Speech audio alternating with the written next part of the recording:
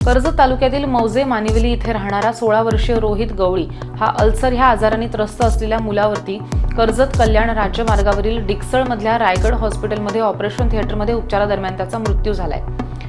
डॉक्टरांच्या हलगर्जीपणामुळे रोहितचा मृत्यू झालाय असा आरोप कुटुंबियांकडून करण्यात येतोय आणि संतप्त जमावाकडून रायगड हॉस्पिटलची तोडफोड सुद्धा करण्यात आली आहे। या घटनेसंदर्भात नेरळ पोलीस ठाण्यात आकस्मिक मृत्यूची नोंद करण्यात आलेली होती। तर या संदर्भात माजी खासदार किरीट सोमय्या यांनी मेडिकल काउन्सिल महाराष्ट्र राज्य, आरोग्य मंत्री महाराष्ट्र राज्य व जिल्हा शल्य चिकित्सक रायगड यांच्याकडे केलेल्या तक्रारीनुसार जिल्हा शल्य चिकित्सक रायगड यांच्याकडील प्राप्त अहवालानुसार नेरळ पोलीस ठाण्यामध्ये संबंधित डॉक्टरांच्या विरोधात 304(अ)34 प्रमाणे गुन्हा नोंद केलेला होता।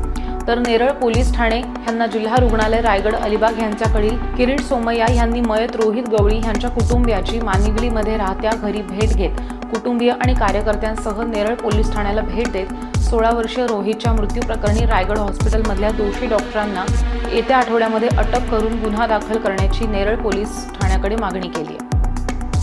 जर अटक व गुन्हा दाखल झाला नाही तर आठवड्यानंतर मी गवळी परिसरासह नेरळ पोलीस ठाण्यासमोर कारवाई होत नाही तोपर्यंत बसून राहणार असा इशारा सुद्धा किरीट सोमय्या यांनी दिलाय।